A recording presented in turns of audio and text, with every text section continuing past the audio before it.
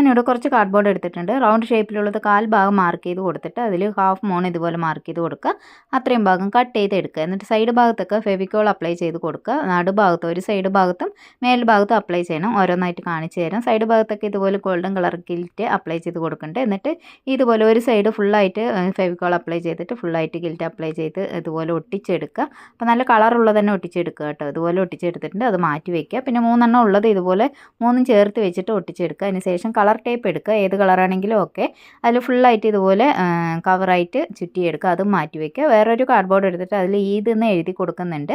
അപ്പോൾ കുറച്ച് നല്ല വലുപ്പത്തിൽ തന്നെ എഴുതി കൊടുക്കുക. കാണുന്നത് പോലെ, എങ്കിലേ നല്ല ഭംഗി ഉണ്ടാവുള്ളൂ. അത് ഇതുപോലെ കട്ട് ചെയ്ത് ലെവലാക്കി എടുക്കുക.